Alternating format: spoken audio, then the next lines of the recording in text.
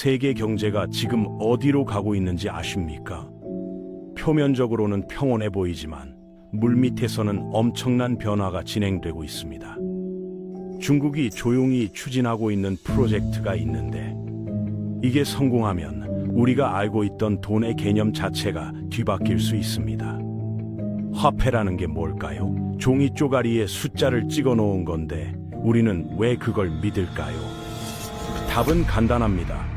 그 뒤에 국가의 약속이 있기 때문이죠. 문제는 그 약속이 지금 깨지고 있다는 점입니다. 오늘은 그 이야기를 풀어보겠습니다. 지난 2년간 전 세계 중앙은행들이 보여준 행동 패턴을 보면 흥미로운 사실을 발견할 수 있습니다. 미국 정부가 발행한 채권을 팔아치우고 그 돈으로 금괴를 사들이고 있다는 사실이죠. 특히 중국의 움직임이 심상치 않습니다.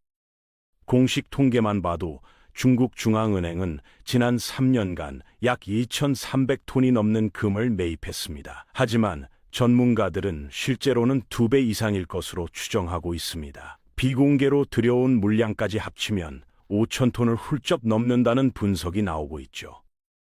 왜 중국은 이렇게 미친 듯이 금을 사모으고 있을까요? 단순히 안전자산에 투자하려는 걸까요? 아닙니다. 훨씬 더 큰 그림이 있습니다. 바로 자국 화폐를 금과 직접 연결시키려는 시도입니다. 이게 무슨 의미인지 지금부터 차근차근 풀어보겠습니다. 돈이 돈으로 작동하려면 한 가지가 필요합니다. 바로 믿음이죠. 미국 달러가 70년 넘게 세계를 지배할 수 있었던 이유도 결국 하나입니다. 전 세계가 미국을 믿었기 때문입니다. 워싱턴은 약속을 지킨다. 미국 국채는 안전하다. 이런 믿음 말이죠. 그런데 2022년 어느 날 모든 게 변했습니다. 우크라이나 사태가 터지자 미국 정부는 러시아가 보유하고 있던 외환 보유액 약 3,100억 달러를 일방적으로 동결시켜버렸습니다. 클릭 한 번으로 말이죠. 정치적 입장을 떠나서 이 사건이 세계에 던진 메시지는 명확했습니다. 달러로 쌓아놓은 재산이 진짜 내 거라고 할 수 있을까요? 워싱턴이 마음만 먹으면 언제든 내 돈을 얼려버릴 수 있다는 사실을 전 세계가 목격한 날이었습니다. 이날 이후 각국 중앙은행의 행동이 바뀌기 시작했죠. 중국만이 아닙니다. 인도도, 터키도, 브라질도 똑같은 생각을 하기 시작했습니다. 우리도 저렇게 당할 수 있겠구나. 그래서 대안을 찾기 시작했습니다. 누구도 마음대로 빼앗아갈 수 없는 자산, 바로 금이었죠. 금은 서버에 저장된 숫자가 아닙니다. 실물이죠. 더 놀라운 것은 중국이 단순히 금을 사는 데서 멈추지 않았다는 점입니다. 상하이에 세계 최대 규모의 실물 금 거래소를 세웠습니다. 런던이나 뉴욕이 수십 년간 독점해온 금 거래 시장에 정면으로 도전장을 내민 셈이죠. 왜 그랬을까요? 과거에는 각국이 보유한 금의 대부분이 런던이나 뉴욕의 금고에 보관되어 있었습니다. 물리적으로 서방 세계가 금을 쥐고 흔들 수 있었다는 의미입니다. 중국은 이 구조를 바꾸고 싶었습니다. 그래서 완전히 새로운 시스템을 설계했죠. 이름하여 골드 코리도입니다. 이게 뭐냐면 중국 본토에서 시작해서 홍콩, 카자흐스탄, 두바이, 인도를 거쳐 아프리카까지 연결되는 거대한 금 보관 네트워크입니다. 마치 고속도로처럼 금이 자유롭게 오갈 수 있는 통로를 만든 것이죠. 각 나라의 금고가 서로 연결되어 있고 모든 거래 내역이 투명하게 공개됩니다. 어느 나라가 얼마만큼의 금을 어디에 보관하고 있는지 실시간으로 확인할 수 있습니다. 디지털 블록체인과 비슷한 원리라고 보시면 됩니다. 다만 실물로 작동한다는 차이가 있죠. 왜 이런 시스템을 만들었을까요? 신뢰 때문이에요. 다른 나라들 입장에서 생각해 보세요. 중국이 우리 금까지 관리한다고? 그럼 미국처럼 중국도 언제든 금을 동결시킬 수 있는 거 아닌가? 이런 불안이 있었죠. 그래서 중국은 각국 금고에 분산 보관하고 서로가 서로를 검증하는 구조를 만든 겁니다. 특정 국가를 맹목적으로 믿을 필요가 없도록 말이에요.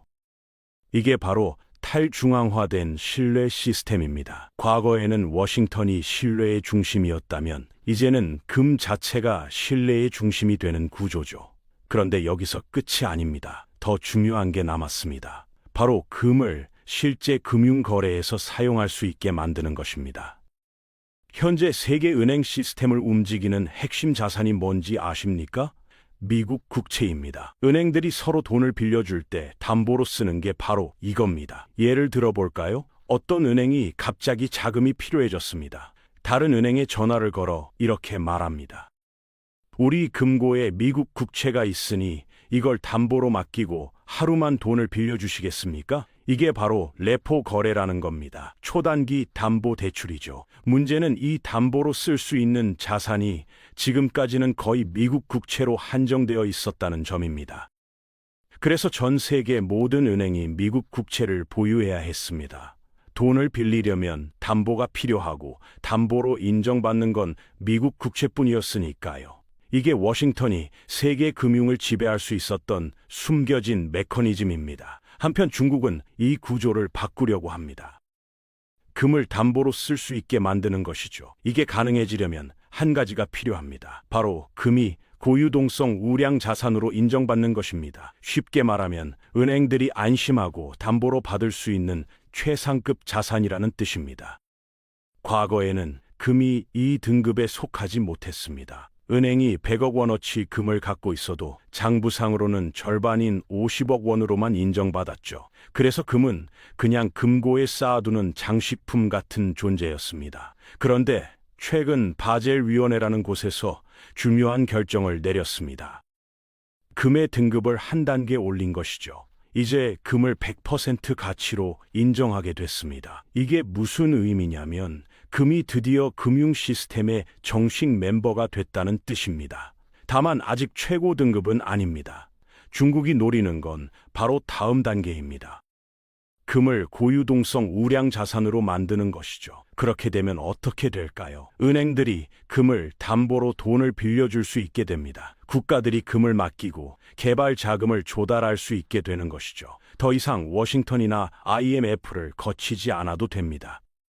구체적인 예를 들어볼까요? 아프리카의 한 나라가 항구를 건설하려고 합니다. 과거에는 이렇게 했습니다. 워싱턴의 세계은행이나 IMF에 가서 돈을 빌려달라고 했죠. 그러면 온갖 조건을 달았습니다. 정부 지출을 줄여라, 공기업을 민영화해라, 이런 식으로요. 한편 이제 중국이 새로운 제안을 합니다. 당신네 나라가 생산하는 금을 상하이 거래소에 맡기십시오. 그럼 그걸 담보로 위안화를 빌려드리겠습니다. 그 돈으로 항구도 짓고 도로도 깔고 발전소도 세우십시오. 조건은 없습니다. 그냥 나중에 갚기만 하면 됩니다. 어느 쪽이 더 매력적으로 들릴까요? 당연히 후자입니다. 그래서 아프리카 국가들이 하나 둘씩 이 시스템으로 넘어가고 있습니다. 이게 단순한 경제 협력 프로그램이 아닙니다. 새로운 금융 패권이 탄생하고 있는 것이죠. 더 놀라운 것은 아직 남았습니다. 금 가격은 매일 오르락내리락 합니다. 이게 문제입니다. 오늘 금을 담보로 100억을 빌렸는데 내일 금값이 10% 떨어지면 담보 가치도 줄어들죠. 이러면 대출을 해준 쪽에서 불안해합니다. 중국은 이 문제도 해결책을 찾았습니다.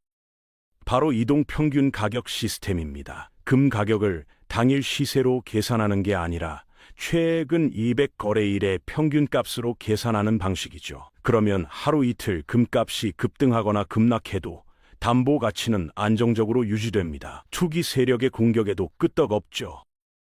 이 모든 시스템이 완성되면 어떻게 될까요? 금이 다시 진짜 돈으로 작동하기 시작합니다. 지난 50년간 금은 그냥 보관용 자산이었습니다. 이제는 빌려줄 수도 있고 담보로 쓸 수도 있고 결제 수단으로도 쓸 수 있게 되는 것이죠. 여기까지가 중국의 전략입니다. 그럼 워싱턴은 가만히 있을까요? 당연히 아닙니다. 이미 대응책을 준비하고 있습니다. 올해 초 미국 정부는 런던에 보관 중이던 자국 금을 본국으로 들여왔습니다. 공식적으로는 관세 문제니 감사 준비니 하는 이유를 댔지만요. 진짜 이유는 따로 있습니다. 앞으로 세계가 실물 금 중심으로 재편되면 누가 실제로 금을 쥐고 있느냐가 힘이 되기 때문입니다. 금은 컴퓨터 서버에 저장된 숫자가 아닙니다. 손에 쥘 수 있는 실물이죠. 그래서 미국도 자기 금을 되찾아오는 겁니다. 워싱턴은 다른 방향으로도 움직이고 있습니다.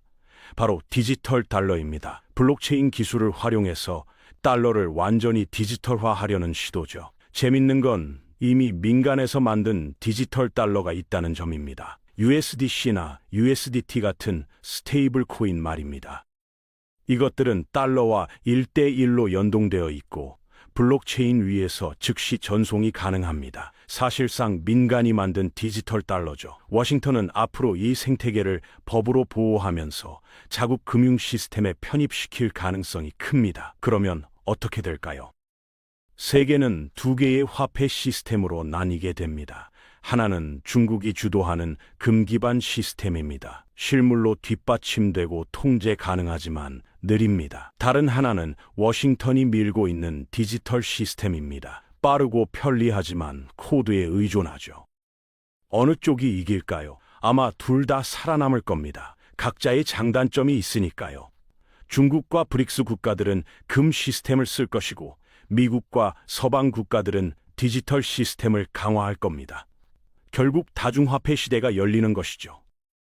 이미 변화는 시작됐습니다. 러시아는 자국 간 거래에서 달러 대신 금을 쓰기 시작했습니다. 사우디는 중국과 석유를 거래할 때 일부를 위안화로 받고 있습니다. 이건 단순히 달러가 약해지는 게 아닙니다. 종이돈 시스템 자체가 끝나가고 있는 신호입니다. 그럼 우리는 어떻게 해야 할까요? 답은 명확합니다. 실물 자산을 확보하는 것입니다. 금, 은, 비트코인 같은 자산들은 국가가 마음대로 찍어낼 수 없습니다. 압류하기도 어렵습니다. 그게 바로 진짜 신뢰의 기반이죠. 현재 대부분의 금융기관들은 자산의 약 21%를 금이나 실물 자산으로 보유하고 있습니다. 그런데 최근 뱅크 오브 아메리카 같은 대형 은행에서 이 비중을 31%로 높이라는 새로운 지침을 내놓았습니다. 별것 아닌 것처럼 들리시나요? 10% 늘리는 게 뭐 대수냐고요. 이걸 전 세계 금융 시스템 규모로 환산하면 약 2조 천억 달러입니다. 우리 돈으로 약 2,800조 원에 달하는 추가 수요가 생긴다는 뜻입니다. 문제는 금은 달러처럼 찍어낼 수 없다는 점입니다. 채굴 속도는 한정되어 있습니다. 공급이 일정한데 수요가 폭발적으로 늘어나면 어떻게 될까요? 가격은 필연적으로 오를 수밖에 없습니다. 많은 전문가들이 앞으로 7년 안에 금값이 지금의 2배 이상이 될 거라고 예측하는 이유입니다. 금은 5,000년이라는 시간이 만든 신뢰입니다. 인류 역사에서 단 한 번도 가치가 0이 된 적이 없습니다. 왕조가 무너져도 금은 남았습니다. 전쟁이 나도 금은 가치를 유지했습니다. 그게 금의 힘입니다. 비트코인도 비슷한 특성을 갖고 있습니다. 조작이 불가능하고 중앙기관이 마음대로 발행할 수 없습니다. 코드로 수량이 정해져 있죠. 그래서 디지털 시대의 금이라고 불립니다. 결국 미래의 화폐 전쟁은 누가 더 큰 신뢰를 얻느냐의 싸움입니다. 한쪽은 5,000년 된 금이고 다른 한쪽은 15년 된 암호화폐입니다. 둘 다 종이돈보다 강한 무기를 갖고 있습니다. 지금 이 순간에도 세계 각국의 중앙은행, 국부펀드, 연기금들이 조용히 금의 비중을 높이고 있습니다. 이건 투자 조언이 아닙니다. 생존 전략입니다. 나의 부를 지키고 자유를 지키기 위한 선택이죠. 현재 금융 시스템은 돈을 무한정 찍어내고 이자로 조정하고 부채로 성장을 이어가는 구조입니다. 이 구조가 흔들리면 가치를 지키는 건 인위적으로 만들 수 없는 것들 뿐입니다. 역사가 그걸 증명해 왔습니다. 지금은 혼란스럽지만 인류가 더 정직한 돈으로 돌아가는 과정이라고 봅니다. 한 가지는 확실합니다. 지금의 종이돈 시스템은 끝나가고 있습니다. 전 세계가 그걸 알고 있습니다. 미국과 중국은 각자의 방식으로 새로운 100년을 준비하고 있습니다. 그 과정에서 반드시 일어나는 현상이 있습니다. 바로 화폐의 재평가입니다. 세상의 돈이 새로 정의되는 과정에서 무분별하게 풀린 돈들은 빠르게 가치를 잃을 것입니다. 반면 누구의 보증도 필요 없는 자산들은 다시 제 가치를 찾게 될 것입니다. 금은 변하지 않습니다. 비트코인은 조작할 수 없습니다. 이게 그들의 힘입니다. 그럼 나는 금을 사야 할까요? 비트코인을 사야 할까요? 답은 간단합니다. 스스로 공부하고 스스로 선택하십시오. 남이 권하는 대로 따라하는 건 투자가 아닙니다. 도박입니다. 진짜로 믿을 수 있는 자산이 무엇인지 직접 판단하는 게 지금 시대의 가장 현명한 선택입니다. 결론을 말씀드리겠습니다. 중국은 금으로 새로운 금융 질서를 만들고 있습니다. 워싱턴은 디지털 기술로 맞서고 있습니다. 그 사이에서 우리는 실물 자산으로 재산을 지켜야 합니다. 누가 찍어낼 수도 없고 마음대로 가져갈 수도 없는 자산 말입니다. 앞으로 7년에서 10년 안에 세계는 완전히 달라질 것입니다. 그때 준비된 사람만이 살아남습니다. 지금 당장 시작하십시오. 공부하고 결정하고 행동하십시오. 이 영상이 도움이 되셨다면 구독 버튼을 눌러주시기 바랍니다.